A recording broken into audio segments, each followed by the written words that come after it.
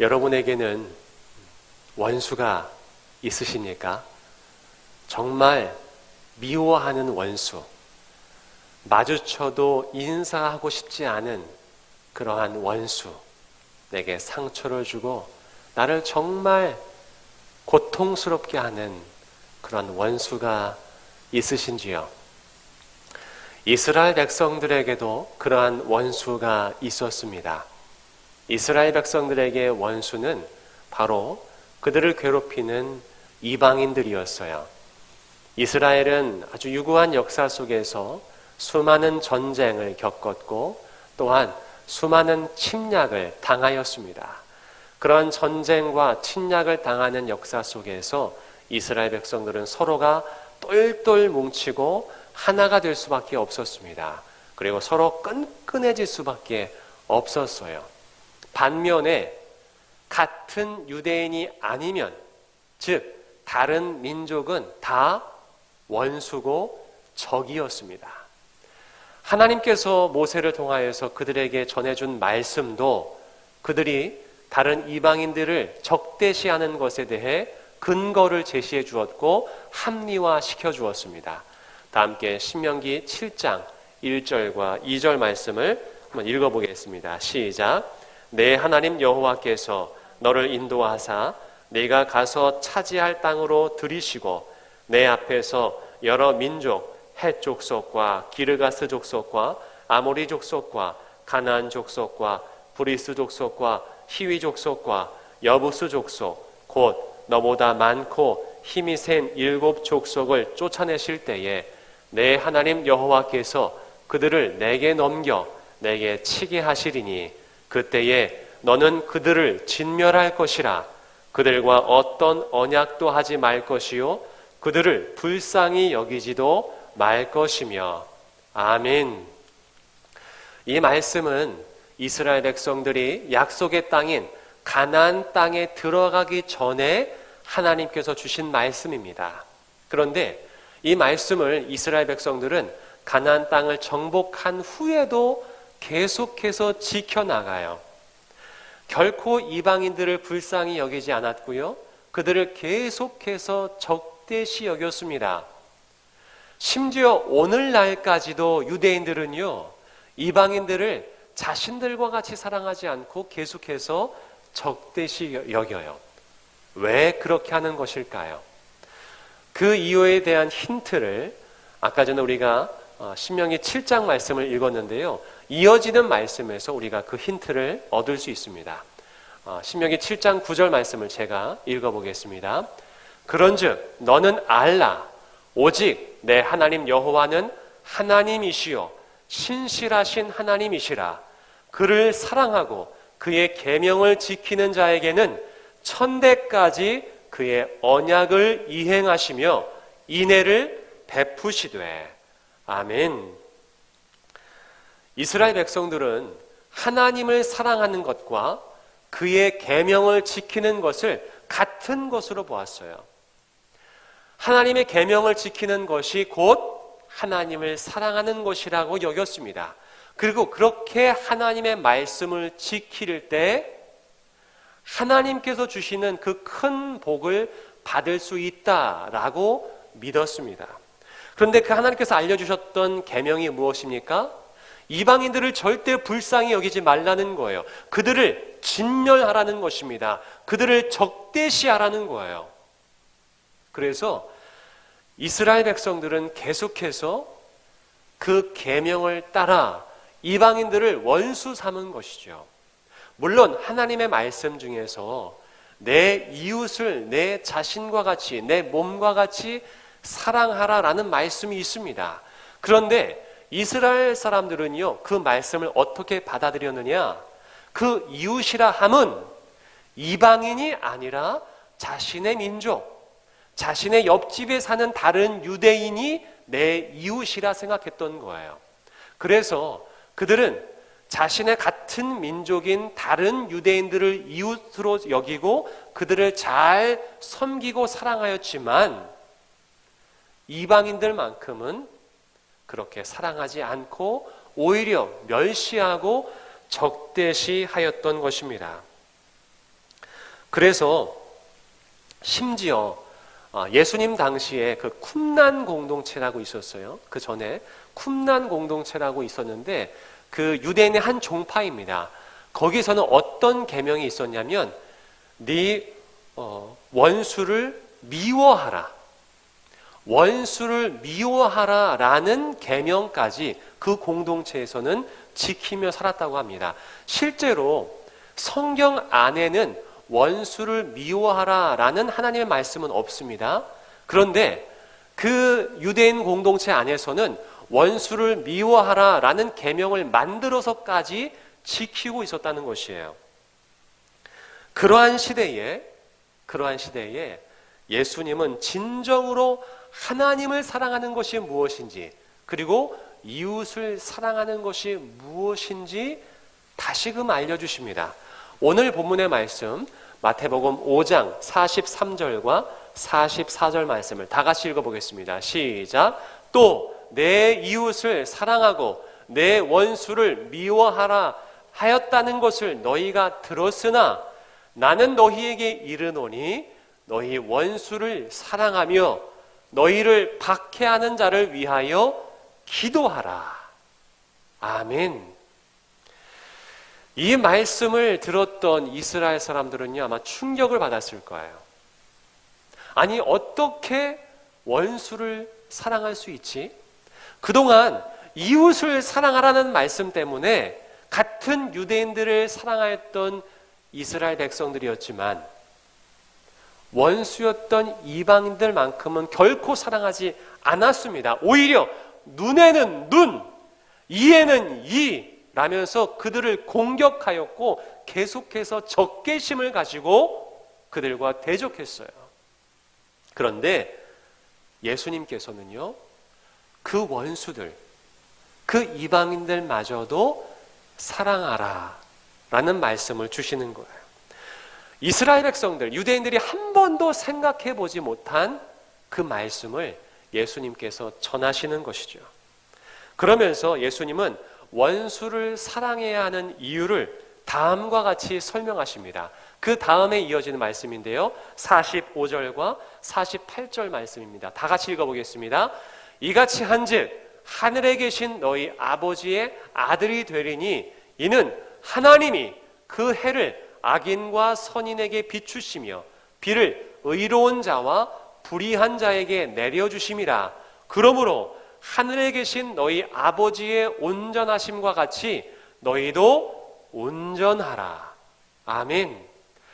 이웃을 사랑해야 되는 그 근거로 누구를 드시느냐?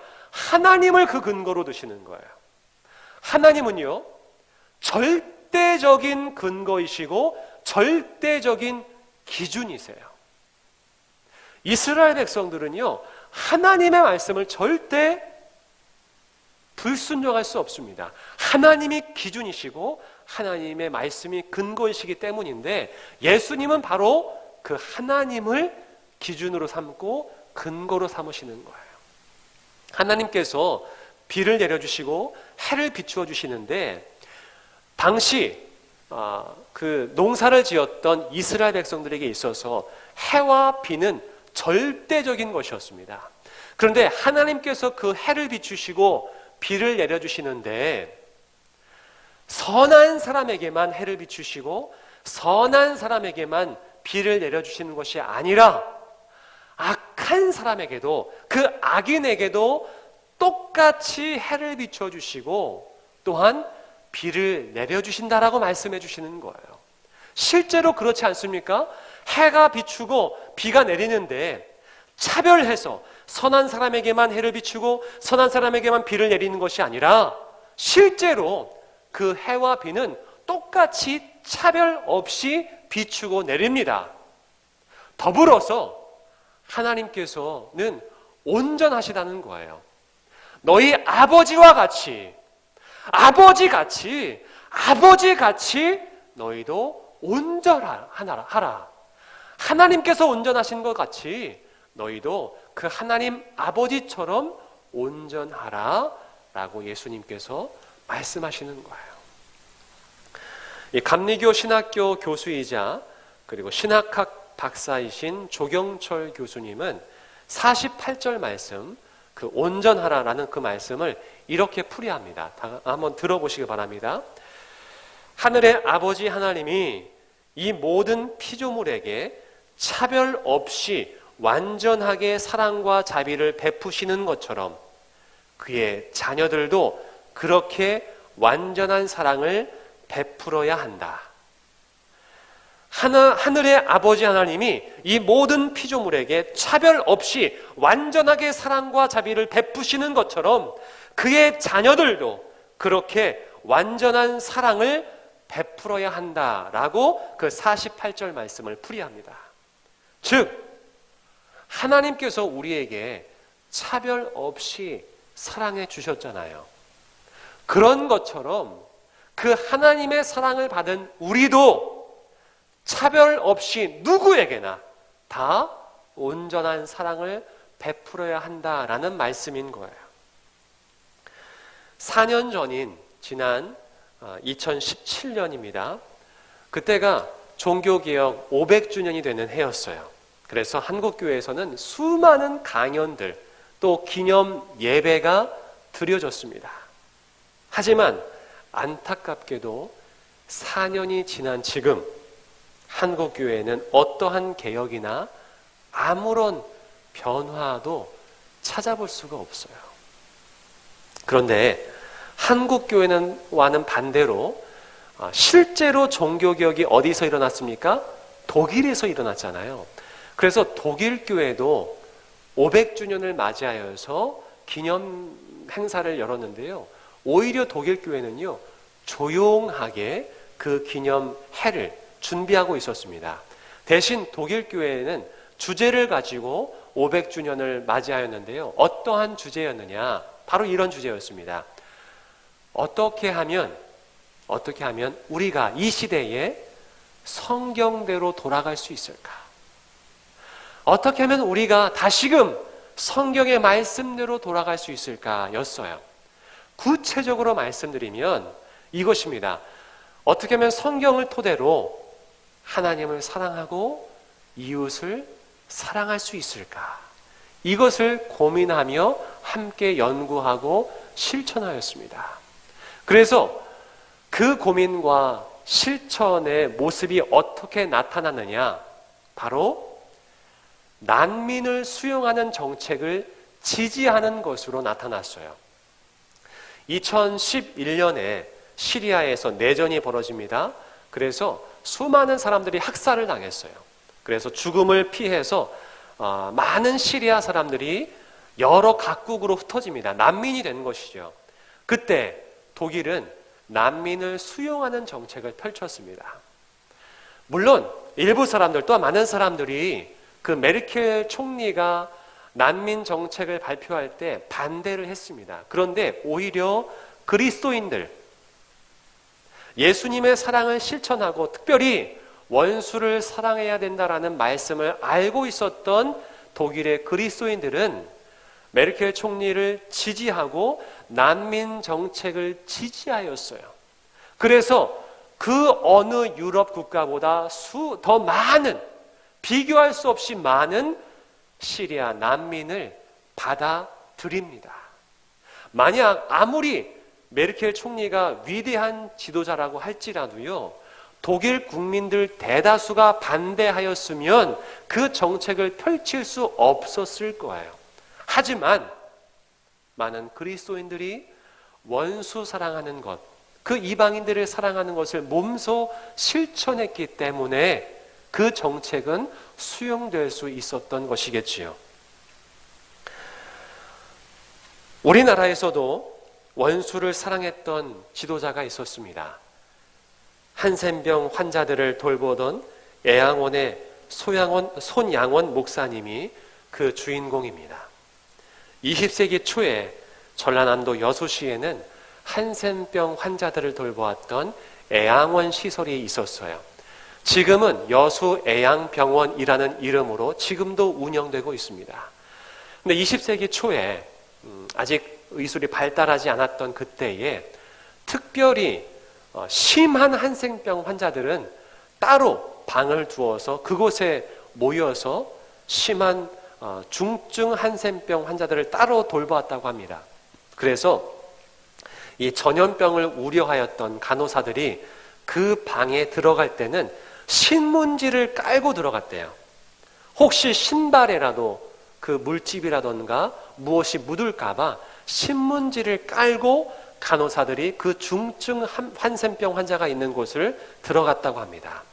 그런데 이 중증 한센병 환자들이 그 모습에 심한 모욕감을 느꼈던 거예요.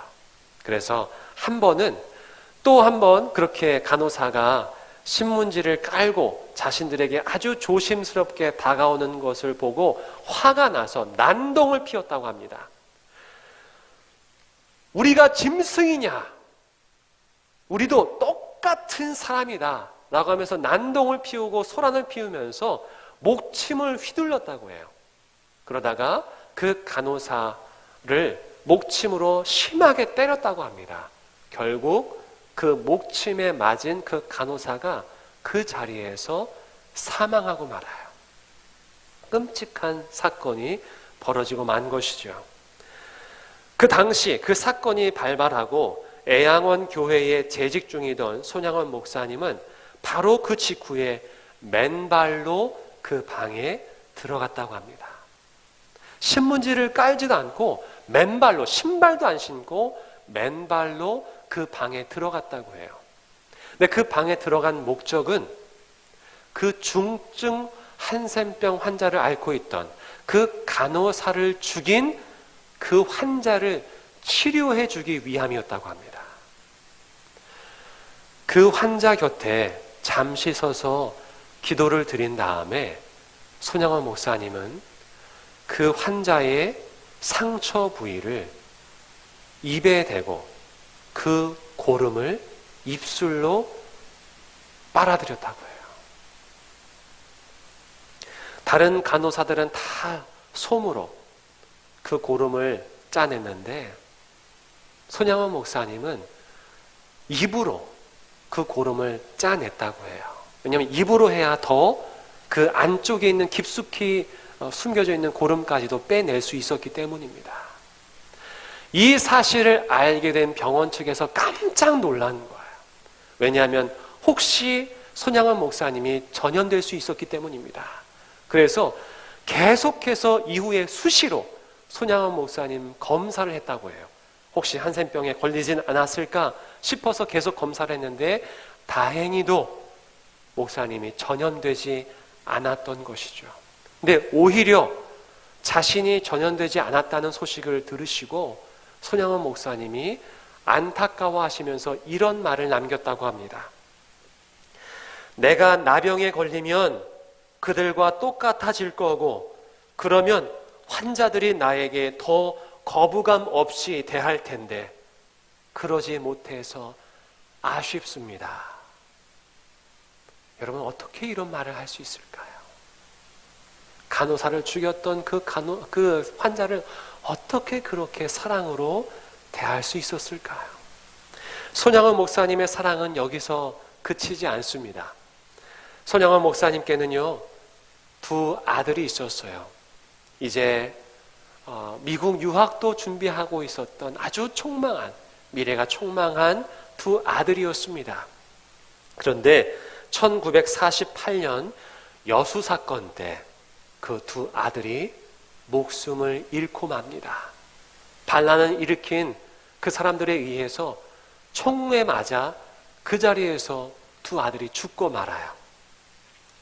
2 아들을 살해한 범인은 안재선 씨였습니다. 그래서 안재선은 그 여순 사건 가담과 살인죄로 인해서 감옥에 갇히게 되었습니다.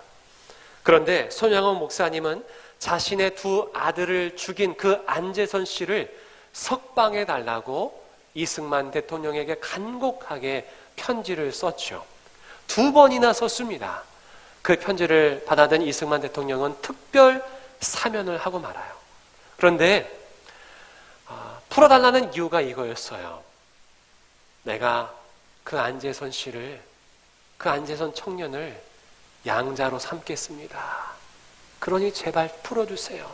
내가 용서할 테니 내 두 아들을 죽인 그 사람을 풀어주십시오. 그래서 결국 그 풀려난 안예선 씨는 손양원 목사님의 양자가 됩니다. 더 놀라운 것은 무엇이냐면 손양원 목사님은 그럴 수 있어요. 그런데 손양원 목사님 아내 그 사모님을 생각해 보세요. 그 큰 아들, 둘째 아들을 죽인 그 원수를 어떻게 받아들일 수 있겠습니까? 그 두 아들의 여동생들이 있었습니다. 그 동생들은 어떻게 자신의 오라버니를 죽인 그 안재선 씨를 자신의 가족으로 받아들일 수 있겠어요? 그런데 놀라운 것은 손양원 목사님뿐만 아니라 온 가족이 다 그 가족을 죽인, 그 아들 2명이나 죽인 그 안재선 씨를 가족으로 받아들였다는 거예요. 그 원수라고도 못해요. 네, 그 안재선 씨를 받아들인 거예요. 1950년 6.25 이후에 손양원 목사님이 순교를 당하죠.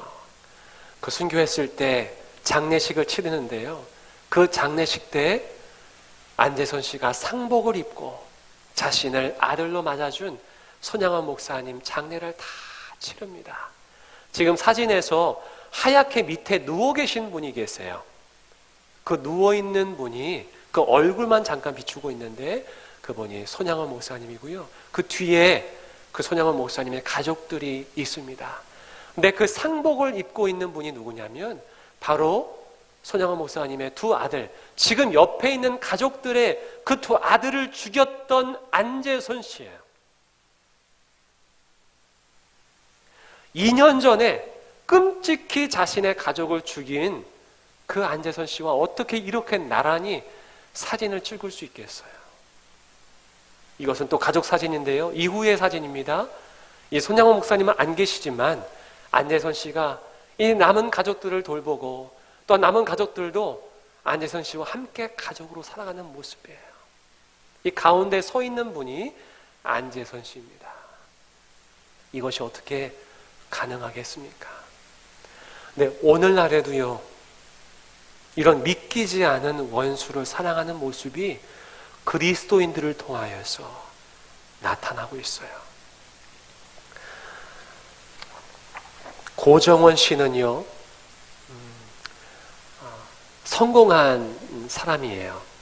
자기 어머니를 서울에서 모시고, 구기동에서 서울에서 모시고, 자기 아내와 또한 두 딸과 또한 4대 독자 아들을 낳고, 그렇게 6 식구가 단독 주택에서 오손도손 행복하게 살고 있었습니다. 그런데 2003년 10월 9일 어느 날 30대 초반의 한 남성이 그 집에 불쑥 찾아옵니다. 그 당시 집에 있었던 3명, 고정원 씨의 어머니, 고정원 씨의 사랑하는 아내, 그리고 고정원 씨의 하나밖에 없는 4대 독자 아들이 그 집에 있었어요. 그런데 불쑥 찾아온 그 불청객은 그 집에 있던 3명을 무참히 흉기로 살인합니다. 그날 찾아왔던 그 불청객이 누구였냐면, 그 살인자가 누구였냐면 유영철, 연쇄살인범 유영철이에요. 이분이 고정원 씨입니다. 고정원 씨는 하루아침에 사랑하는 가족, 모셨던 어머니를 잃었고, 사랑하는 아내를 잃고, 사랑하는 하나밖에 없는 아들을 잃습니다. 그가 이렇게 말해요. 처음에 자신의 그 사랑하는 가족을 잃고 나중에 1년 뒤에 유영철이 잡혔다는 얘기를 들었을 때 그를 찢어 죽이고 싶었대요.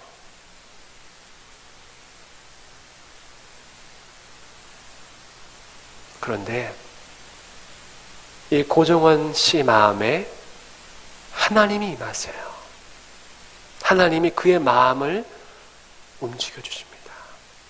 그래서 도저히 용서할 수 없을 것 같은 유영철을 다른 사람은 모르겠지만, 다른 피해자 가족은 모르겠지만 고종원 씨만큼은 용서하세요. 그가 인터뷰에서 이렇게 말합니다. 유영철은 시대를 잘못 태어났습니다. 그는 불우한 환경에서 자란 불쌍한 사람이에요. 나는 그를 용서합니다.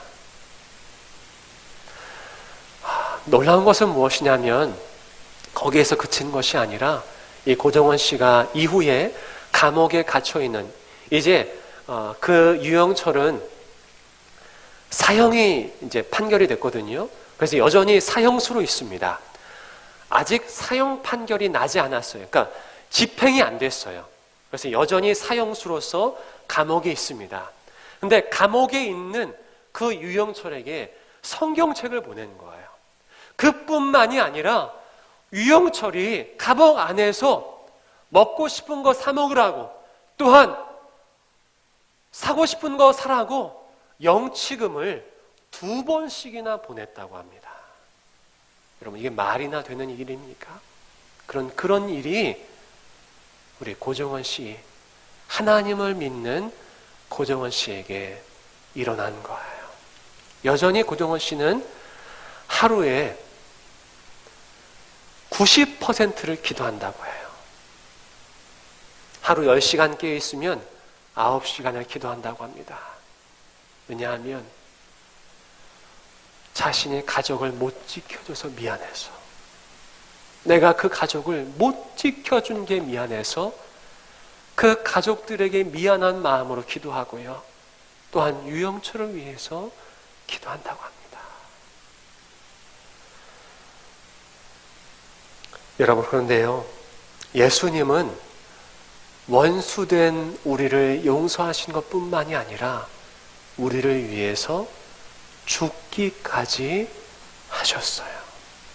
예수님은 우리를 위해서 죽기까지 하셨어요. 로마서 5장 10절은 이렇게 증언합니다. 곧 우리가 원수되었을 때에 그의 아들의 죽으심으로 말미암아 하나님과 화목하게 되었은즉. 아멘. 하나님은요, 원수 같은 우리를 사랑하셔서 그저 용서하신 것으로 끝나는 것이 아니라 그 아들을 죽기까지 하신 거예요. 그만큼 그 원수를 사랑하는 것이 무엇인지 우리에게 보여주셨고 알려주셨습니다. 예수님 당시에 정말 누구보다 하나님 말씀을 잘 지켰던 사람들이 있었어요. 하나님께서 알려주셨던 그 모든 계명들, 내 이웃을 사랑하고 하나님을 사랑하라는 그 말씀들을 잘 지키며 살았던 사람들이 있었습니다. 그들이 누구였냐면요, 바리새인들이었습니다. 사두개인들이었습니다. 제사장들이었습니다. 레위인들이었어요. 지도자들이었어요. 그런데 그들은 그저 종교인으로만 살았던 거예요. 하나님께서 내려주시는 그 복만 바라고 복 주시겠지, 우리가 이렇게 말씀 지키면 복 주시겠지 라면서 그저 종교인으로만 살았던 것입니다. 그런 그들에게 진정으로 하나님을 사랑하는 것이 무엇이고 이웃을 사랑하는 것이 무엇이고 하나님의 마음이 무엇인지, 무엇이 하나님의 자녀가 되는 길인지를 알려주시기 위해서 예수님이 직접 그것을 보여주신 것이죠. 504년 전에 있었던 종교개혁도 마찬가지입니다. 당시에 교회가 없었습니까? 아니요. 온통 다 유럽은요, 다 교인들이었어요. 교인이 아니었던 사람이 없었습니다. 그런데 왜 개혁이 일어났습니까? 그 이유는 종교인들만 있었기 때문입니다. 복만 바라는 종교인들. 그래서 개혁이 일어난 거예요. 지금 우리는 어떻습니까? 여러분은 종교인이십니까? 아니면 정말 하나님의 말씀을 따르는 하나님의 자녀이십니까? 개혁은 우리 주변에서 일어나는 것이 아닙니다. 바로 내 안에서 일어나야 하는 거예요. 내 안에서 그 사랑의 개혁은 일어나야 합니다. 다시금 오늘 본문 말씀 마태복음 5장 44절과 45절 말씀을 읽어보겠습니다. 시작. 나는 너희에게 이르노니 너희 원수를 사랑하며 너희를 박해하는 자를 위하여 기도하라. 이같이 한즉 하늘에 계신 너희 아버지의 아들이 되리니. 아멘. 하나님의 자녀가 되는 길은 무엇이냐면요, 원수를 사랑하는 것, 그리고 나를 박해하는 자마저도 그들을 위해서 기도하는 것입니다. 여러분을 힘들게 하는 사람이 있죠. 여러분을 눈물 나게 하는 사람이 있을 거예요. 여러분 마음을 아프게 하는 사람이 있을 거예요. 주님은 우리에게 말씀하십니다. 그들을 위해 기도해야 해. 그들을 용서해야 해. 그들을 위해 기도해. 여러분, 우리가 그렇게 함으로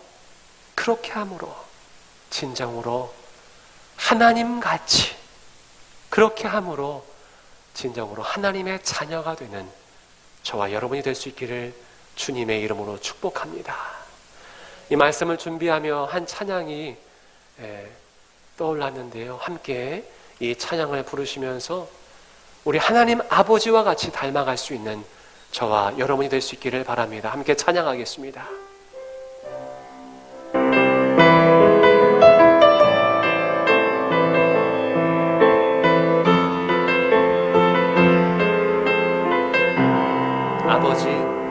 아버지 당신의 마음이 있는 곳에 나의 마음이 있기를 원해요.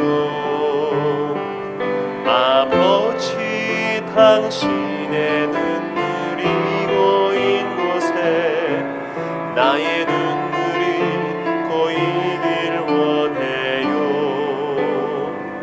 아버지 당신이 바라보는 영혼에게 나의 두 눈이 향하길 원해요. 아버지 당신이 울고 있는 어두운 땅에 나의 두 발이 향하길 원해요. 나의 마음이 아버지의 마음 알아. 내 모든 뜻 아버지의 뜻이 될 수 있기를 나의 온 몸이 아버지의 마음 알아. 내 모든 삶 당신의 삶. 우리 처음부터 부릅니다. 아버지 당신의 마음이 있는 곳에 나의 마음이 있기를 원해요. 아버지 당신의 눈물이 고인 곳에 나의 눈물이 고이길 원해요. 아버지 당신이 바라보는 영혼에게 나의 두 눈이 향하길 원해요. 아버지 당신이 울고 있는 어두운 땅에 나의 두 발이 향하길 원해요. 나의 마음이 아버지의 마음 알아. 내 모든 뜻 아버지의 뜻이 될 수 있기를 나의 온 몸이 아버지의 마음 알아 내 모든 삶 당신의 삶 되기를 나의 마음이 아버지의 마음 알아 내 모든 뜻 아버지의 뜻이 될 수 있기를 나의 온 몸이 아버지의 마음 알아 내 모든 삶 당신의 삶 되기를.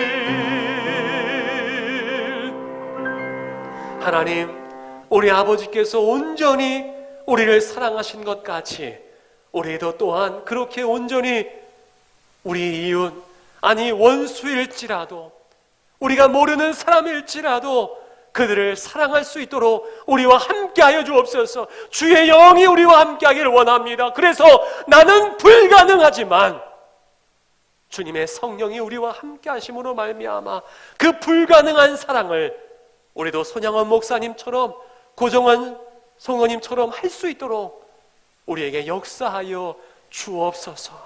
그래서 하나님의 자녀가 우리 모두가 되게 도와주시고 우리를 통하여 상처난 수많은 사람들 또한 이거지 많은 지역들과 가정들이 서로 화목하고 하나가 될 수 있도록 그들도 주님의 길을 걷고 함께 하나님의 자녀가 될 수 있도록 우리를 사용하여 주옵소서. 하지만 여전히 그 원수로 인하여서 마음에 상처 입은 영혼들이 있습니다. 먼저는 그들을 주님 위로해 주시고 주님의 그 놀라운 사랑, 모든 것을 치유하시는 주님의 사랑을 먼저 우리 모두가 경험케 하여 주옵소서. 예수 그리스도의 이름으로 기도하옵나이다. 아멘.